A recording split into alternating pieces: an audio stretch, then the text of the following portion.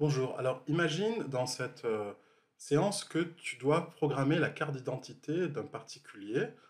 Donc, par exemple, Joël, tu dis, moi je m'appelle Joël. Ensuite, il y a son job, je suis ingénieur. Ensuite, son âge, j'ai 43 ans. Ensuite, son lieu de domicile, j'habite à Montpellier. Et enfin, le sport qu'il pratique, donc je pratique la plongée. Donc ça, c'est la carte d'identité de Joël, mais on peut l'appliquer également pour une autre personne, Lise, qui sera non pas ingénieur mais élève, qui aura 17 ans, qui elle habite à Orange, qui pratique la danse. Et puis sa carte d'identité, je peux l'appliquer aussi à une autre personne comme Teddy, qui est chanteur, 17 ans, habite Paris, qui pratique la boxe. Donc tu vois en fait qu'on a quasiment les mêmes instructions, sauf qu'elles s'appliquent différemment suivant les personnes. Lorsqu'on a un bloc comme ça, tu vois, qui est assez répétitif et qui se répète surtout, alors plusieurs possibilités. Alors, première possibilité déjà, c'est écrire tout simplement, faire un print hein, pour afficher les informations. Donc print, moi je m'appelle, virgule Joël. Print, je suis, virgule professeur. Print, j'ai 43, ans, etc. J'habite à Montpellier, je pratique la plongée. Donc si j'exécute ces instructions, on voit bien qu'elles vont s'appliquer à Joël, mais uniquement sur Joël. Donc si je voulais les appliquer pour une autre personne, donc, par exemple pour Lise, je recopie tout ça, je fais un CTRL-C, je fais un CTRL V, et au lieu de marquer Joël ici, je remplace par Lise. Au lieu de marquer professeur, je marque ici élève. Au lieu de marquer 43, je mets 17. Au lieu de marquer Montpellier, je mets Orange, par exemple. Et au lieu de pratiquer la plongée, elle pratique la danse. Ok. Donc voilà, j'ai la carte d'identité appliquée deux fois avec deux personnes différentes, donc j'exécute. Et on voit que effectivement, on a tout d'abord Joël, professeur, 43 ans, Montpellier, qui pratique la plongée. Et ensuite, juste après, on a Lise, élève de 17 ans, qui habite à Orange et qui pratique la danse. Donc voilà comment on pourrait faire.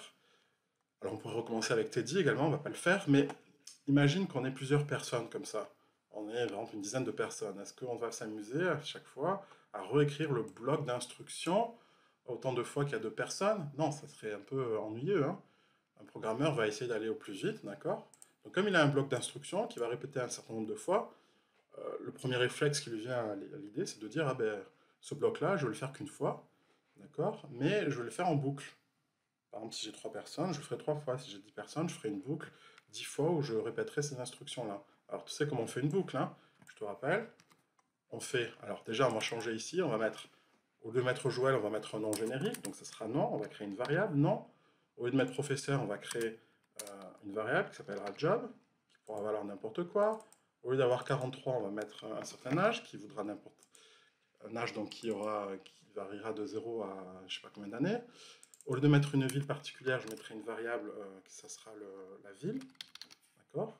Donc ça sera n'importe quelle ville. Et au lieu de pratiquer uniquement la plongée, je mettrai un sport qui peut être n'importe quel sport. Alors pour l'instant, tu vois, ces variables, ces cinq variables, nom, job, âge, ville et sport, elles ne sont pas renseignées, c'est-à-dire qu'on ne sait pas qu'est-ce qu'il y a derrière, hein.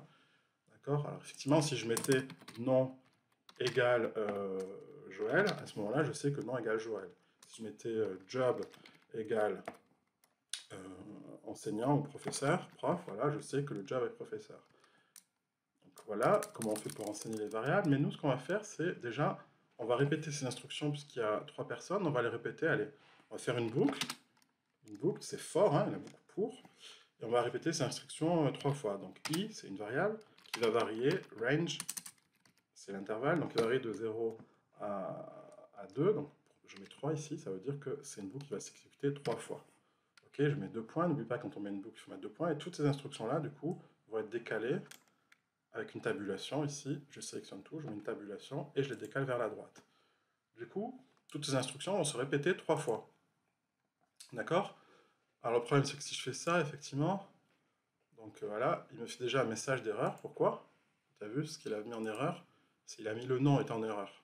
Enfin, il a mis cette première ligne. Pourquoi? Mais parce que non, je ne l'ai pas rentré. Je ne sais pas quel nom, quel est le contenu de ce nom. D'accord? Alors si je mets effectivement deux possibilités, soit je mets le nom égal Joël, ok? Et du coup, il saura quel est le nom, mais du coup, il comprendra le nom, mais tu vois, et du coup, le job, il ne sait pas ce que c'est. Alors, je pourrais rentrer ensuite le job, etc. Donc, je mets prof, ok. Donc là, du coup, il sait ce que c'est que le nom, il sait ce que c'est que job, d'accord. Mais du coup, c'est la troisième ligne, il ne sait pas ce que c'est que l'âge. Et ensuite, il ne saura pas ce que c'est que la ville, et ensuite, il ne saura pas ce que c'est que le sport. Alors, c'est une façon de rentrer hein, les variables, c'est soit de les mettre directement, comme ceci, avec un égal, soit on peut les rentrer, les variables, en posant des questions du style quel est ton nom? Donc je fais un input et je demande quel est ton nom. Voilà. Pareil pour le job, je fais un input aussi. Donc je recopie, hein. Hop, input, quel est ton job, etc. Voilà, voilà. Et enfin, je fais la même chose pour l'âge, pour la ville. Alors, retestons ce programme. Donc, il me demande quel est ton nom, donc je mets Joël. Quel est ton job, je mets prof. Donc, déjà, il connaît les deux premières variables. Et ensuite, il fait une erreur sur la troisième variable, âge, qu'il ne connaît pas, parce que je ne l'ai pas renseigné. Mais bon, tu comprends le principe. J'ai plus qu'à renseigner à la fois l'âge et la ville et le sport. Et du coup, il comprendra le programme. Ce programme marchera, donc je teste. Donc, sport. Et là, je mets sport à la place de job. Et il n'y a pas d'autres variables. Voilà. Donc là, je lui ai renseigné les 5 variables, ok. Et il va pouvoir exécuter ces instructions, donc du coup, 3 fois d'affilée, parce que c'est une boucle qui s'effectue ici. Donc je teste le programme. Donc il me fait, allez, quel est ton nom? Je fais Joël. Quel est ton job? Je fais prof. Quel est ton âge? 43 ans. Quelle est ta ville? Je fais Montpellier. Quel est ton sport? Je fais la plongée, ok. Donc il a affiché quoi? Il a affiché, donc je m'appelle Joël.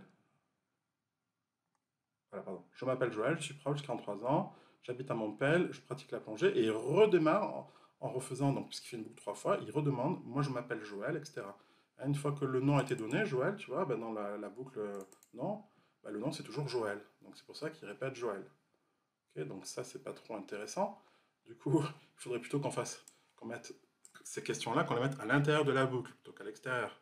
Parce que si je les mets à l'extérieur, du coup, une fois que le nom est rentré, c'est toujours le même nom.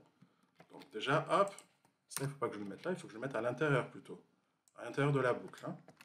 Comme ça, quand il va me demander mon nom, une fois, il reviendra dans la boucle, il redemandera mon nom une autre fois. Ok.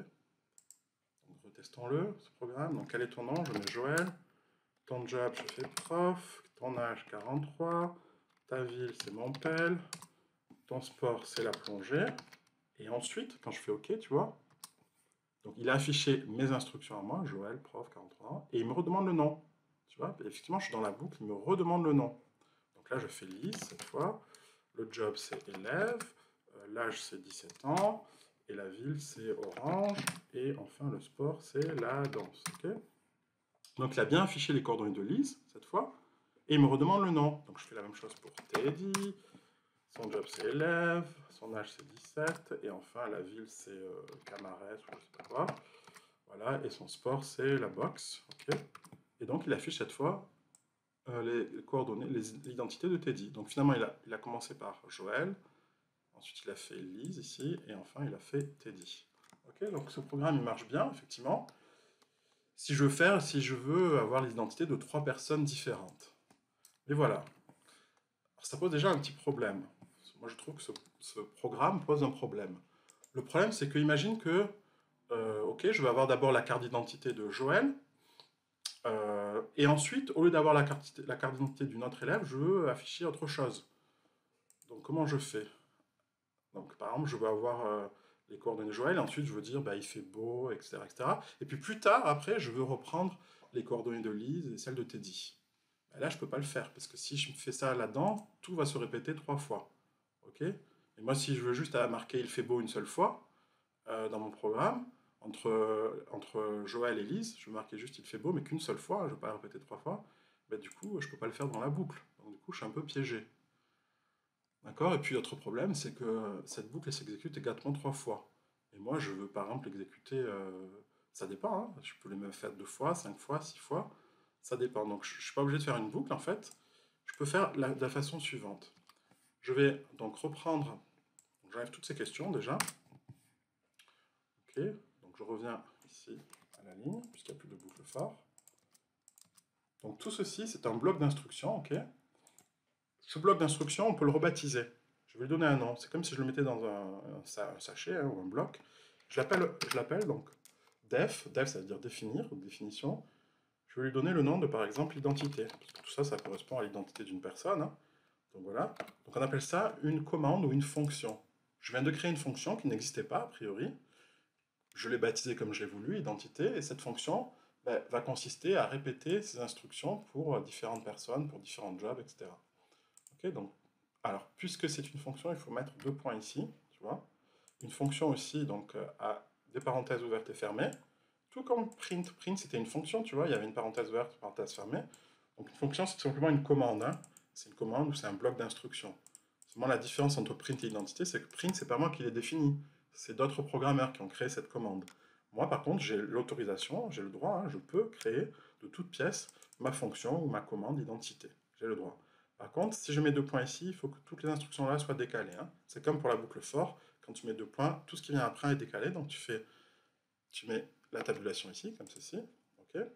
Donc, exécutons notre programme. Voyons ce qu'il dit. Il me dit, ah, bah, il a rien fait. Enfin, on dirait qu'il a rien fait, en fait. Si, il a fait quelque chose, seulement il a rien affiché dans ma console. Alors, pourquoi il a rien affiché? Parce qu'il faut faire appel à la fonction identité. Il faut que je fasse appel à elle, cette fonction identité, soit dans la console, d'accord, soit dans le programme lui-même. Alors, moi, je fais appel à la fonction dans la console et je vois ce qui se passe. Je tape identité, okay, et il me fait erreur. Pourquoi erreur? Parce que tout simplement, toujours pareil, il ne sait pas qui c'est, non. Okay, il ne sait pas qu'est-ce qu'il y a derrière ce nom. Okay. Alors déjà, premier truc, c'est que déjà, quand on crée une fonction, il faut mettre les variables que l'on souhaite utiliser dans cette fonction-là. Donc là, j'ai 5 variables, il faut le dire, toutes lettres, le nom des variables. Donc nom, job, âge, ville et sport. Okay, donc je mets les noms des variables. Du coup, alors je peux mettre des espaces ici ou je ne suis pas obligé, hein, je peux enlever les espaces aussi, peu importe, ça ne change rien. Ok, alors j'exécute ma fonction, j'exécute mon programme, je fais appel dans la console à ma fonction identité. Alors tu vois, ce qui est intéressant, c'est que il me propose, tu vois ici, il me propose la fonction directement. Je tape le début, hein, tu tapes juste le début, il te propose plein de trucs. Et moi, je vois que ma fonction est ici, donc je clique dessus, j'ouvre une parenthèse, c'est une fonction, et il me dit en tout petit, là, tout petit, il me dit, tu dois utiliser un nom, un job, un âge, une ville, un sport. Donc il me redonne les variables que je dois utiliser. Donc je sais que là, je dois mettre un nom, donc, par exemple Joël. Ensuite, je dois mettre un âge, il me dit, non, un job, pardon, donc virgule. Donc l'âge, le job, pardon, c'est prof, ok. Ensuite, virgule. Ensuite, il me demande de mettre un âge. Donc l'âge, c'est un nombre entier, donc c'est pas des caractères, donc je mets 43. Pas besoin de guillemets. Enfin, une ville, donc Montpellier. Et enfin, un sport, donc je vais mettre, comme c'est des caractères, je mets des guillemets, la plongée. Ok? Donc là, je répète, ici, j'ai défini mon bloc, que j'appelais identité, qui prend comme variable les variables nom, job, âge, ville et sport. Et voilà les instructions que contiennent ce bloc. Voilà, c'est des prints tout simplement, des affichages de variables. Okay, alors, et là, dans la console, je fais appel à cette fonction. Je dis, j'appelle cette fonction, et cette fonction, je vais l'utiliser avec un nom particulier, c'est Joël, un job particulier, c'est prof, un âge particulier, une ville particulière et un sport particulier. Okay, donc là, en faisant ça, en fait, c'est comme si je remplissais mes variables. Je remplis ma variable nom, je remplis ma variable job qui est égale à prof, je remplis ma variable âge qui est égale à 43 ans. Tu vois, n'oublie pas qu'une variable, il connaît une variable que si elle est remplie, si elle a du contenu, s'il y a un contenu à l'intérieur. Et là, je renseigne le contenu de mes variables en mettant directement le contenu ici, entre parenthèses. Okay, donc maintenant, je peux appuyer sur Entrée, regarde ce qu'il fait. Il fait, effectivement, il dit, moi, je m'appelle, hop, ben, derrière nom, il y a quoi? Il y a Joël, puisqu'on l'a rempli. On a rempli Joël ici, donc il sait que le nom est égal à Joël. Derrière job, il y a quoi? Eh ben, il y a prof. Donc ici, il dit je suis job, mais job c'est prof, etc. etc. J'ai 43 ans, etc. Alors l'avantage de ça, de cette fonction, c'est que maintenant je peux le réutiliser, cette fonction.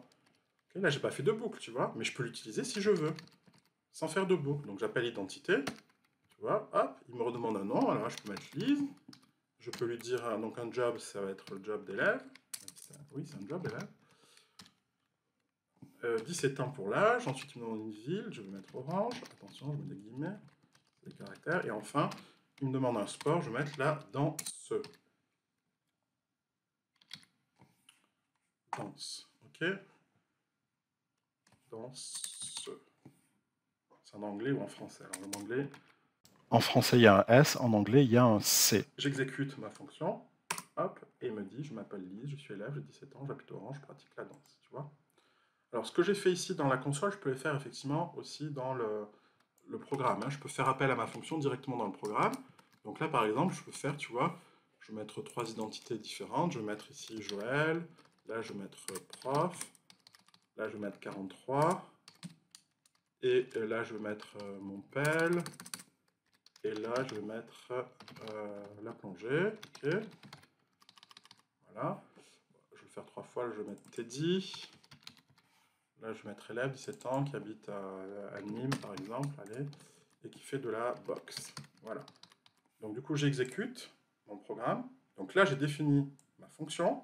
Là, j'utilise ma fonction en remplissant le contenu des variables. Ok.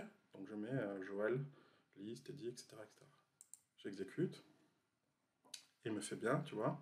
Il commence par Joël, hop, hop, hop, hop, il remplit bien ma carte d'identité. Ensuite, il fait je m'appelle Lise, tu vois.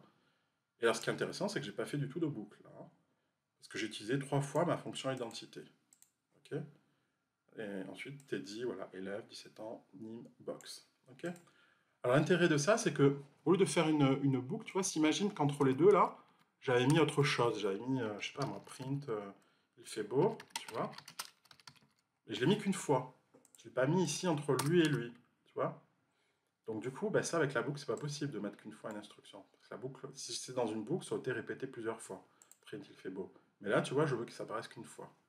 Donc du coup, hop, je fais ça. Et il affiche bien Joël, prof 43. Il fait beau, il le fait qu'une seule fois. Ensuite, la carte d'identité de Lise et ensuite la carte d'identité de Teddy. Tu vois. Encore une fois, j'ai pas utilisé de boucle, hein. J'ai juste utilisé la fonction identité plusieurs fois, autant de fois que je veux.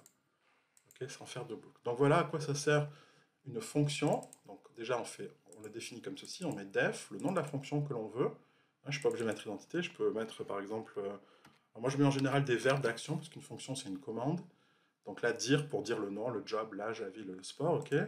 Donc du coup là, quand je fais appel à elle, c'est plus identité, c'est dire. Ok, donc dire, ok. Ah non, pardon. Ici, voilà, dire, et ici, dire, ok. Et on voit que quand je fais appel, tu vois, et ça s'affiche toujours la même chose, hein, même si j'ai changé le nom de la fonction, ça ne change pas la fonction elle-même, hein, c'est toujours la même. Voilà quoi c'est une fonction, donc c'est un bloc d'instructions ok, qu'on peut utiliser à volonté dans un programme et qu'on peut adapter suivant voilà, suivant les personnes. Ici, là j'ai Joël, c'est pas pareil que Lise, d'accord. Je l'adapte, j'adapte ma fonction en fonction de ce que je veux lui rentrer dans cette fonction. Ok. Alors une chose qui est essentielle de comprendre sur les fonctions, c'est la notion de variable locale. Donc, qu'est-ce que ça veut dire? Eh bien, ça veut dire que tu vois ici, dans cette fonction, j'ai utilisé la variable job. Ok. Et là, je fais appel, tu vois, quand je fais dire, je fais appel, je remplis le job par prof. Alors, voyons, essayons d'afficher, je vais faire un print de cette variable et voyons ce que me dit le programme. Qu'est-ce qu'il me fait? Oh, il me fait une erreur. Il me met bien en rouge, il ne sait pas ce que ça veut dire le job. Mais pourtant, tu pourrais me dire, mais si, c'est ce que c'est, puisque là, quand j'ai utilisé cette fonction, j'ai fait appel à la fonction, j'ai bien rempli le job avec le prof. J'ai dit que job était prof, c'est vrai. Alors comment ça se fait que juste après, il connaît plus ce que c'est que le job? Il devrait me dire normalement il devrait afficher prof, tout simplement là. Alors comment ça se fait que ça marche pas? Bien, c'est ça qu'il faut comprendre. C'est que quand on a défini des variables dans une fonction, comme nom, job, etc., cette variable job, elle est définie que localement. C'est-à-dire, elle n'est utilisée que lorsque je suis dans la fonction et lorsque je fais appel à la fonction. Donc, ça veut dire quoi? Ça veut dire il sait que job est égal à prof uniquement si je lui avais rentré ici dans la fonction elle-même ou, comme je l'ai fait ici, quand je fais appel à la fonction, j'ai rempli le contenu de job. Je dis que c'était prof. Mais une fois que je suis sorti, tu vois, de cet appel de fonction, une fois que je suis là, il sait plus ce que ça veut dire, le job. On appelle ça une variable locale. Une variable locale, c'est une variable qui est définie dans une fonction ici. Mais du coup, à l'extérieur de la fonction, d'accord, c'est-à-dire ici, là, je suis à l'extérieur de la fonction, eh bien, il ne sait plus ce que ça veut dire, la variable job. Il ne sait plus non plus ce que ça veut dire la variable âge. Je lui fais un print âge, il ne sait pas ce que ça veut dire. Tu vois, je fais ça, il me fait un gros message rouge pour me dire, mais qu'est-ce que tu me demandes l'âge? Pourquoi? Parce que c'est interne, c'est une variable interne, une variable locale. Locale, elle est définie uniquement localement dans la fonction. En dehors de la fonction, en dehors d'ici, la fonction, et en dehors du fait que je fais appel ici à la fonction ici, une fois que je suis en dehors, il ne connaît plus les variables locales. Il sait plus ce que ça veut dire. Ok? Voilà, alors ça c'est un premier point. Donc notion de variable locale, c'est une variable qui est définie dans une fonction. Ici, je la définis ici. Et quand je fais appel à elle ici, ok, il sait ce que c'est. Mais une fois que je suis en dehors, là, il ne sait plus ce que c'est. Ok? Deuxièmement, alors du coup, si je définis une variable ici qui s'appelle job à l'extérieur de ma fonction, je dis par exemple job égale président. Président. Ça, c'est plus une variable locale. C'est une variable qui est définie à l'extérieur d'une fonction, tu vois, elle n'est pas dans la fonction, cette variable job. Donc du coup, elle est dite variable globale, tu vois, il le marque là. Il marque variable globale job. Et du coup, en fait, on a l'impression d'avoir défini deux variables qui sont identiques. Job ici et job ici. Ouais, mais alors, ça, une variable globale, c'est une variable qui est accessible à tout le programme. C'est-à-dire, dans tout le programme, d'accord, eh ben, je saurai ce que c'est que le job. Par exemple, si je fais ici un print, je fais print job, il va savoir qu'il va m'afficher président. Regarde, je fais ça, tout au début, il m'affiche bien président. Et après, tu vois, quand j'utilise ma variable locale, ensuite job qui est dans la fonction ici, bah, il le remplit par prof. Et ensuite, il le remplit par élève, etc. Tu vois. Donc attention, lorsque je définis à l'extérieur, on appelle ça une variable globale. Lorsque je définis à l'intérieur d'une fonction, c'est une variable locale. La variable globale, elle est accessible dans tout le programme, alors que la variable locale, elle est accessible que dans la fonction, et lorsque je fais appel à la fonction comme ici. Tu vois? Donc, même si j'avais mis par exemple le print job à la fin, je l'avais mis une fois que j'avais exécuté tout le programme, donc je fais un print job, tu vois, à la fin, eh bien le job, c'est pas le job, pardon, c'est pas prof, c'est print qu'il faut mettre, donc je fais un print, d'accord? Donc si je fais un print job, il reconnaît, hein, c'est une variable globale, donc il la reconnaît, et il sait que c'est président, tu vois. Et c'est pas le job de Teddy, qui était élève, ok? C'est le job global, qui est défini à l'extérieur des fonctions, ok, qui est accessible dans tout le programme. Okay, donc il n'y a pas de souci là, tu peux définir deux noms de variables qui sont identiques, du moment que tu sais quelle est la variable globale, quelle est la variable locale. Okay. Cette variable locale, je répète, elle n'est accessible que dans la fonction. Une fois que la fonction, on est en dehors des fonctions, cette variable en quelque sorte elle est détruite si tu veux, mais la variable globale, elle n'est pas détruite. Donc elle existe là, elle n'est jamais détruite, ok, contrairement à celle-ci.